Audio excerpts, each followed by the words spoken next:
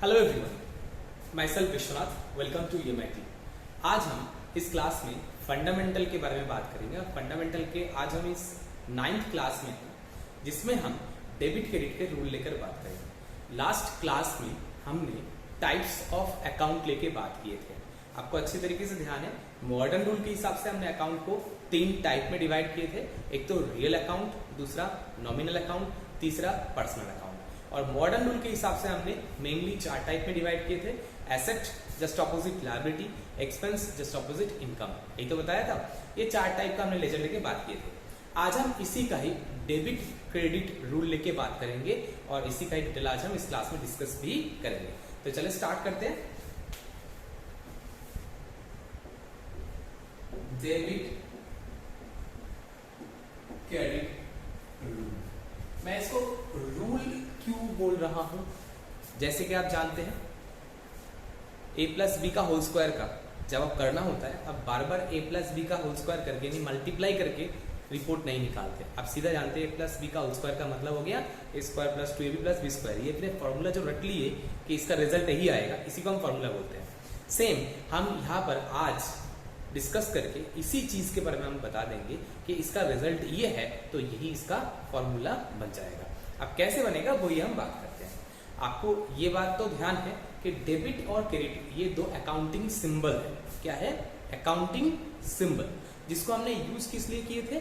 Accounts को भाषा में यानी लैंग्वेज में प्रकाश करने के लिए हम इन 2 सिंबल का यूज करते हैं। डेबिट आपने सीखे थे, जो आया उसको आप डेबिट करना था, जो जा रहा है आपसे उसको आप क्रेडिट करना है ना। बट कब किस जगह पर कौन सा डेबिट होना चाहिए, कौन सा किस जगह पर क्रेडिट होना चाहिए, आज इसको हम शॉर्ट में बहुत आसान शब्दों में आपको बात करेंगे, सब कुछ समझा देंगे, ताकि आपको अगली बार जब आप डेबिट क्रेडिट बताना पड़े तो आपको ज्यादा टाइम ना लगे, आप तुरंत बता सके। कैसे? हम आते हैं। चलिए, हमने अकाउंट के टाइप आपको बताए थे।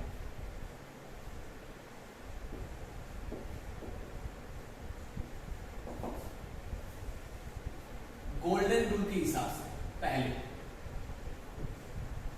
तो सबसे पहले हम debit credit rule golden rule के हिसाब से बात करते हैं, बाद में हम आते हैं मॉडर्न रूल के हिसाब से। ओके, तो गोल्डन रूल के हिसाब से अकाउंट आपको बताया गया था 3 टाइप का।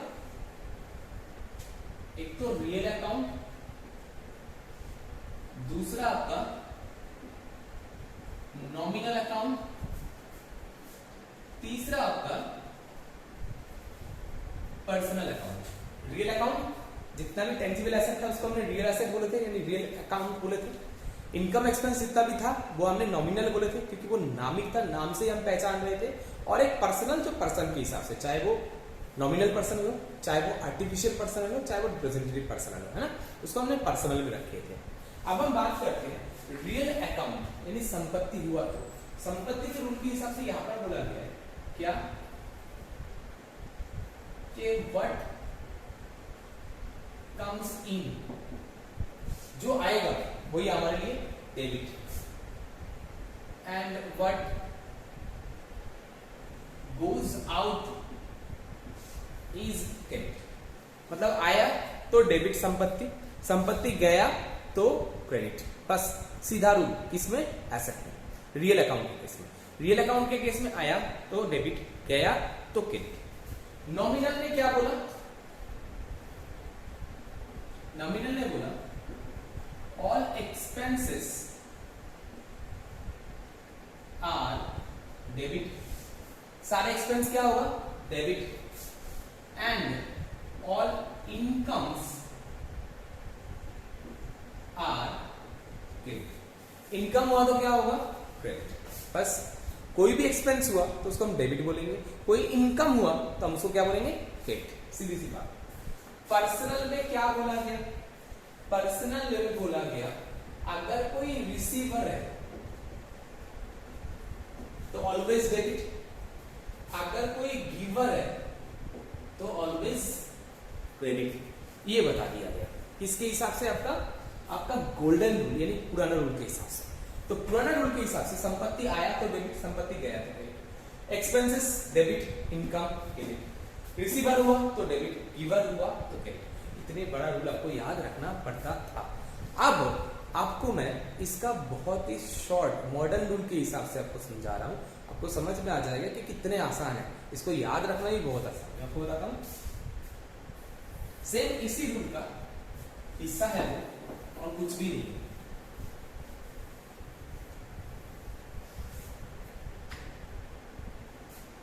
मॉडर्न रूल या डायमंड रूल,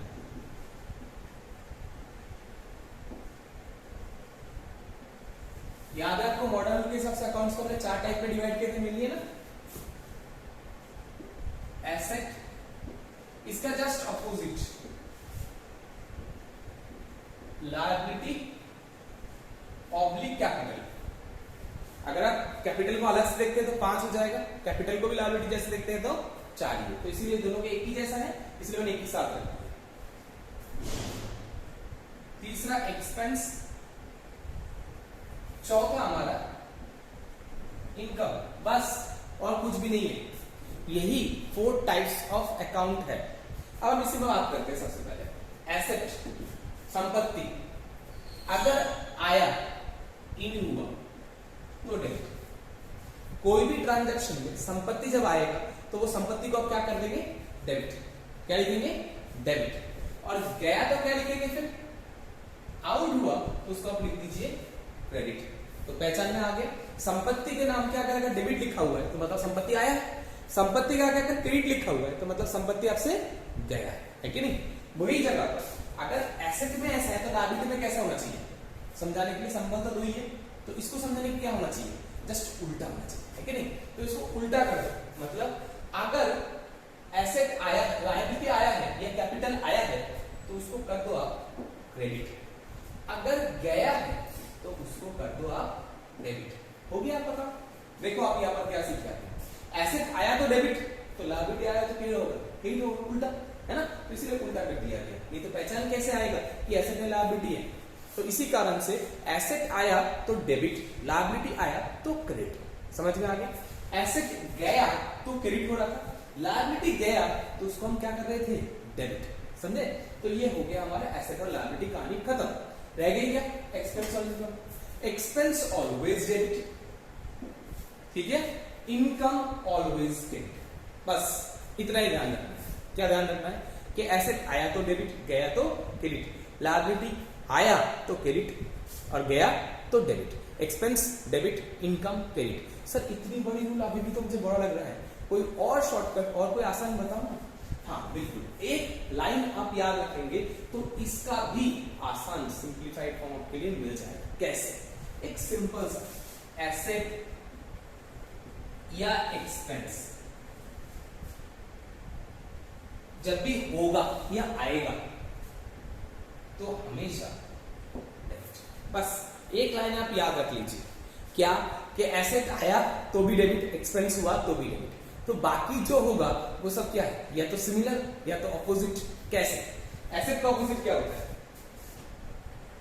लायबिलिटी, कैपिटल, या एक्सपेंस का ऑपोजिट इनकम।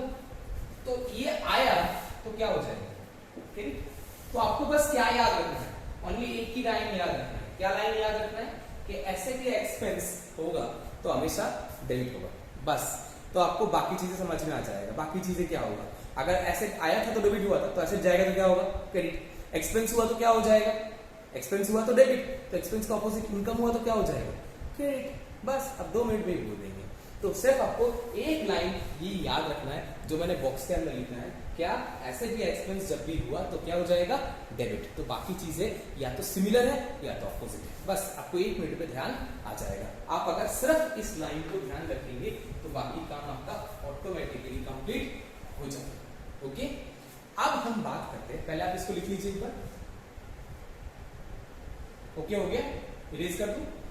अब हम बात करते हैं कि ट्रांजैक्शन में अगर हम इसको डेबिट क्रेडिट देखना चाहते हैं तो उस केस में कैसे दिखेगा, अब मैं आपको वो समझाता हूं। ओके, इरेज कर लेते हैं।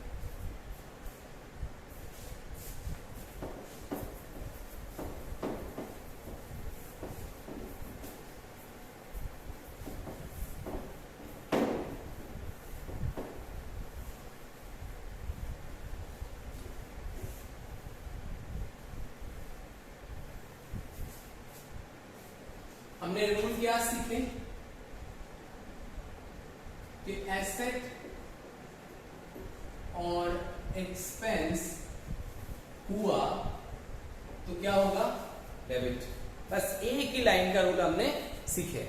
अब इसके ऊपर बेस करके हम कुछ ट्रांजैक्शन लेते हैं और देखते हैं हम उसके अगेंस्ट में डेबिट क्रेडिट बता पा रहे हैं या नहीं बता पा रहे हैं। तो चलिए पहला ट्रांजैक्शन लेते हैं। Mister Ganesh started business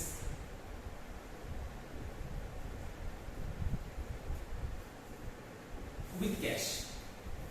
cash लेकर बिजनेस स्टार्ट किया गया है, किसके द्वारा, गणेश जी के द्वारा, है ना। अब बताइए कैसे होगा। आपके पास दो साइड है, एक तो कैश, दूसरा साइड क्या है, गणेश जी कैपिटल, है कि नहीं। तो एक तो कैश, एक कैपिटल, दो साइड आपके लिए हो गया। कैश हमारे लिए एसेट है, कैपिटल हमारे लिए कैपिटल या लायबिलिटी, ठीक है। अब बताइए एसेट आ रहा है या जा रहा है, बिजनेस से पैसा आया या गया, बिजनेस से पैसा आया है। तो एसेट आता है तो क्या होगा, डेबिट। कैपिटल या लायबिलिटी जब भी आता है तो क्या होगा, उल्टा होना चाहिए, क्या होना चाहिए, डेबिट। हो गया ट्रांजैक्शन, हो गया पहला ट्रांजैक्शन आपका, हाँ बिल्कुल हो गया। अब हम दूसरे ट्रांजैक्शन की बात करते हैं। क्या, machine purchased in cash. Cash में मैंने मशीन परचेज कर लिया, तो बताइए दो साइड क्या होगा, एक तो मशीन, दूसरा आपका कैश। अब मशीन क्या आपके लिए, एसेट। कैश तो एसेट है ही है ना, है तो मुझे दे देना, कोई दोगे क्या, कोई नहीं देंगे कैश, है ना, ऐसे नहीं देंगे। तो चलो एक तो मशीन, एक दूसरा कैश। मशीन आपके लिए संपत्ति, कैश भी आपके लिए संपत्ति। मशीन एसेट आ रहा है तो क्या करेंगे, डेबिट। कैश संपत्ति जा रहा है, ऐसा हो सकता है क्या, मशीन भी ले जाओ कैश भी ले जाओ, ऐसा होता है, नहीं होता। तो चलो मशीन आया है और कैश आपका जा रहा है। कैश जा रहा है तो क्या होगा, ये देखो ना, एसेट आया था तो डेबिट, जाएगा तो क्या हो जाएगा, क्रेडिट। मैंने कर दी क्रेडिट, समझ में आ गया। ये देखो मशीन डेबिट हुआ है मतलब मशीन आया, कैश क्रेडिट हुआ है मतलब कैश गया। इधर देखो कैश डेबिट हुआ है, कैश आया, कैपिटल लायबिलिटी क्रेडिट हुआ है मतलब ये भी साथ में आया है, समझे कि नहीं। नेक्स्ट तीसरा, furniture purchased on credit from Jain furniture. Furniture purchase कर रहे हैं कौन, हम। कहां से कर रहे हैं, जैन फर्नीचर के पास। तो हमारे पास क्या आया, फर्नीचर।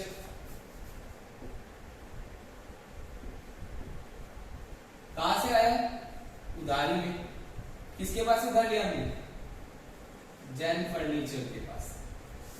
तो बताओ फर्नीचर क्या है आपके लिए, संपत्ति, और जैन फर्नीचर क्या है, लायबिलिटी। क्यों, चुकाना है, ये थोड़ी ना पड़ी में उठा के लाए हो, चुकाना है आपको। तो जो चीज आपको चुकाना है वो क्या होता है, लायबिलिटी होता है ना। किसको चुकाना है, जैन फर्नीचर को पैसा देना है, इसलिए जैन फर्नीचर हमारे लिए लायबिलिटी।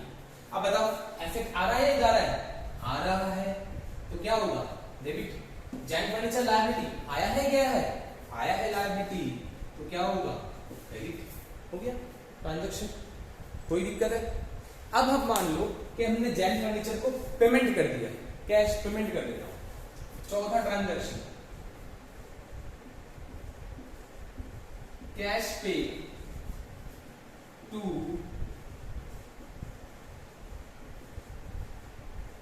जैन फर्नीचर। तो बताओ दो साइड क्या होगा, किसको पेमेंट कर रहे हो, जैन फर्नीचर को। कैसे कर रहे हो, कैश में। तो बताओ जैन फर्नीचर आपका लायबिलिटी था, कैश आपका एसेट है। ये लायबिलिटी पहले आया था, अब ये लायबिलिटी आ रहा है या जा रहा है, जब पैसा चुका देंगे तो लायबिलिटी चला जाएगा। तो लायबिलिटी जब जाएगा तो वो क्या हो जाएगा, देखो लायबिलिटी आता है, जैसे यहाँ आया था तो हमने क्रेडिट किए थे, अब जा रहा है तो उसको क्या करेंगे, ऑब्वियसली डेबिट, तो हमने कर दिया डेबिट, है क्या नहीं।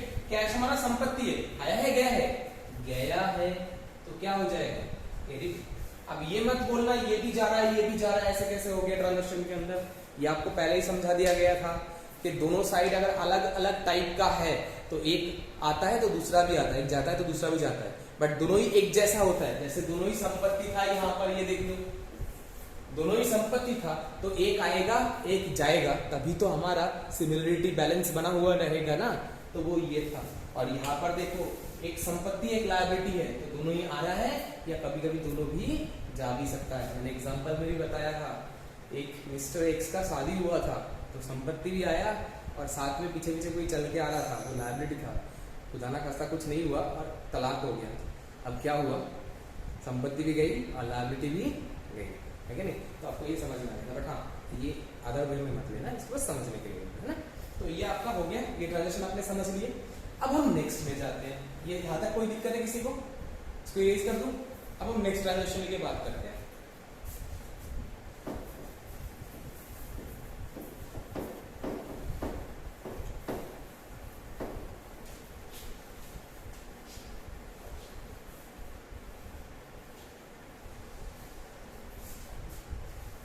चलिए नेक्स्ट ट्रांजेक्शन हमारा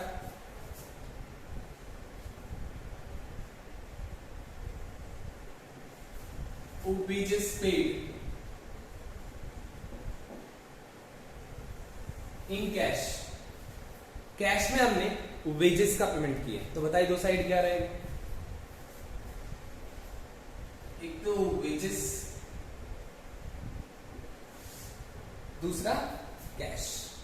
वेजेस क्या हो गया, एक्सपेंस, कैश क्या हुआ, एसेट। हाँ वेजेस के वजह से ही पैसा जा रहा है, वेजेस दे रहे हैं मतलब पैसा जा रहा है, बट दो साइड आपको दिखाना पड़ेगा, वेजेस और कैश।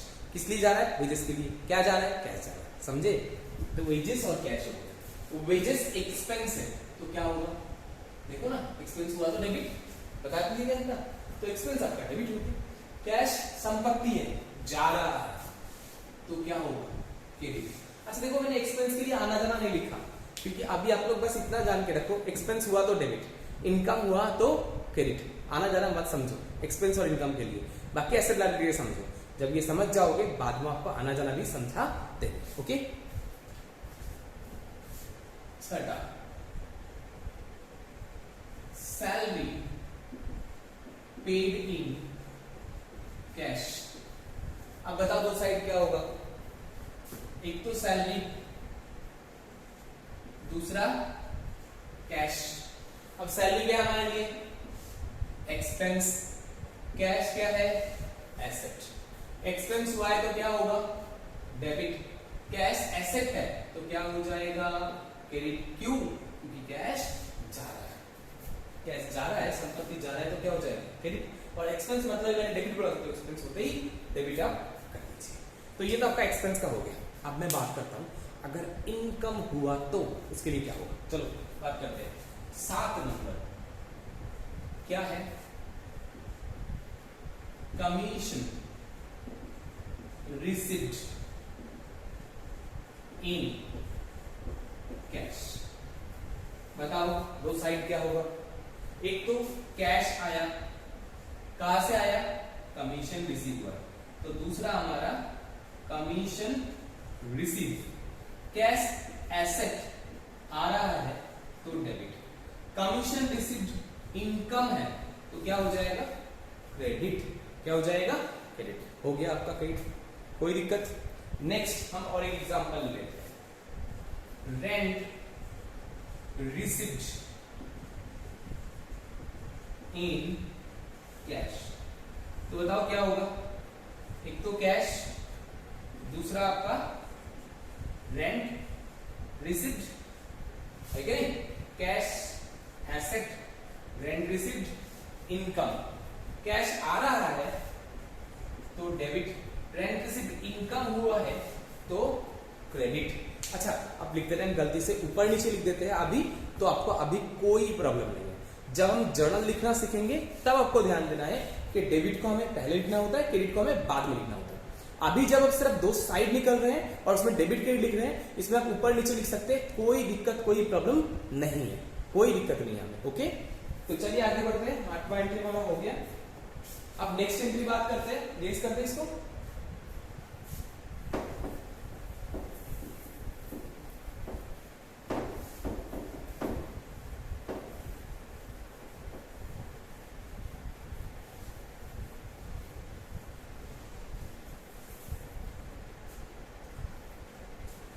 नौवा,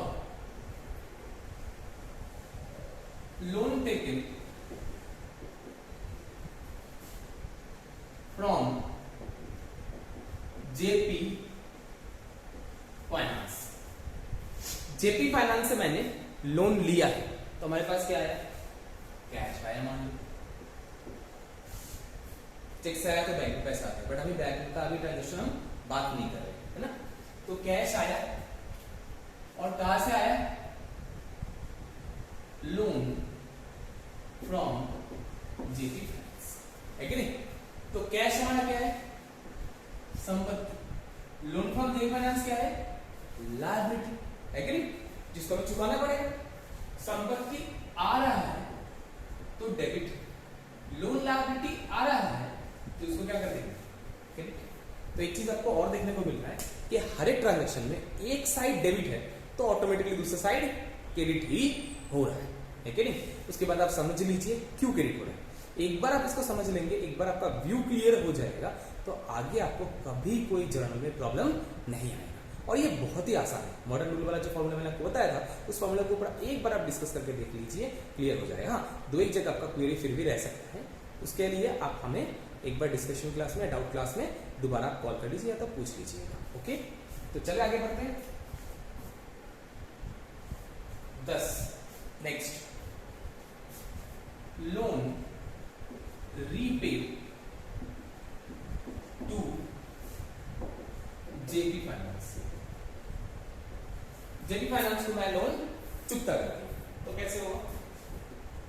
एक तो आपका वही लोन फ्रॉम जेपी और दूसरा कैश चुका है आपने कैश में, तो कैश में लेते हैं। ये आपका लायबिलिटी है, ये आपका एसेट। ये लायबिलिटी पहले था, आया था, अब वो लायबिलिटी जा रहा है, तो जा रहा है तो क्या हो जाएगा?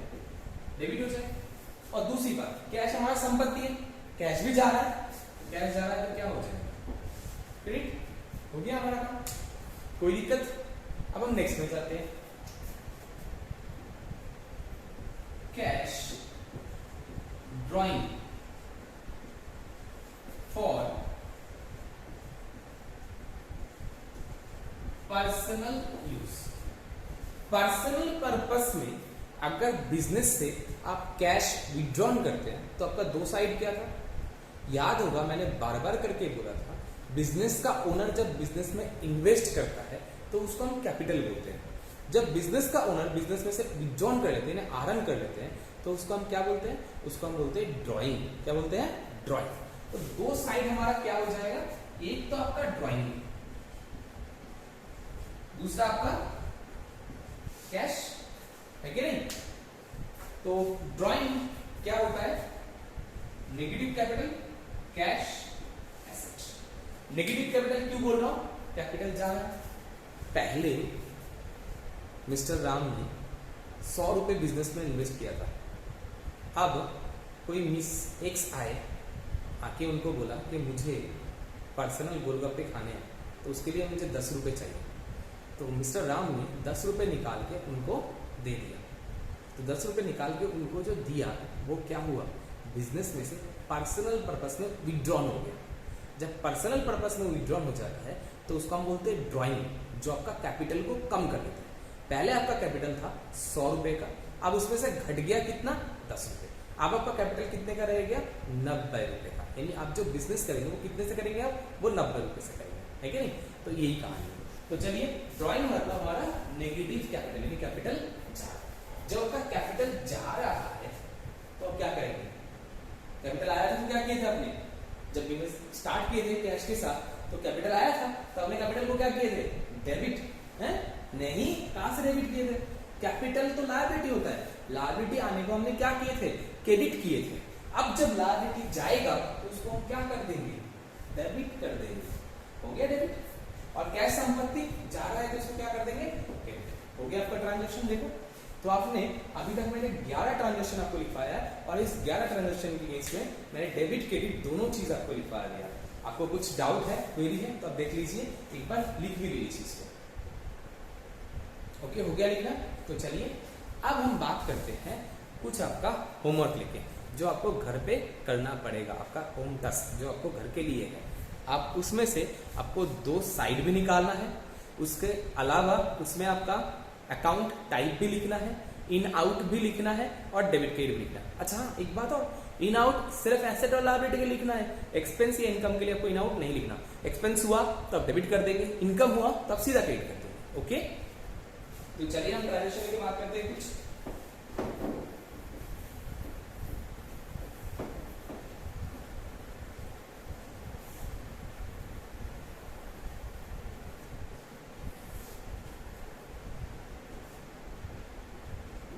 Mr. Ram,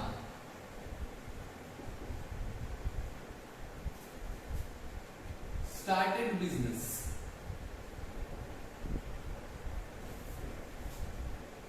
with cash। पहला ट्रांजेक्शन। दूसरा, furniture purchased in cash.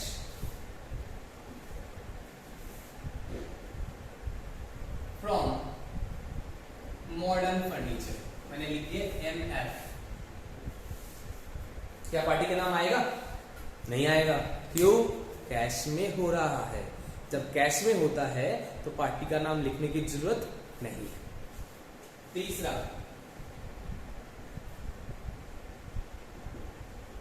Machine purchased on credit from MM modern machine. Okay. चौथा, loan taken from Muthoot finance.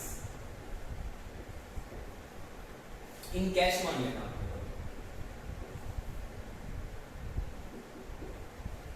Interest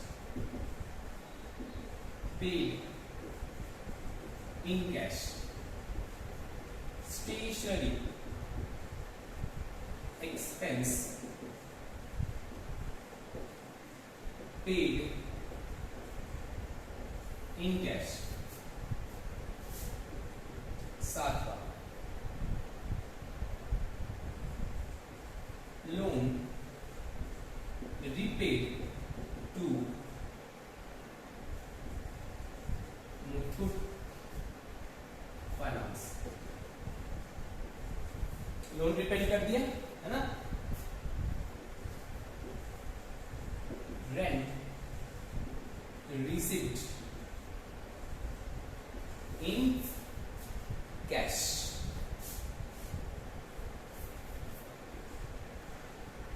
further,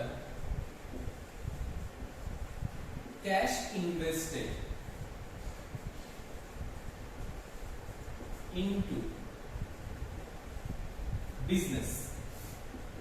and final 10वां, कैश ड्रॉइंग फॉर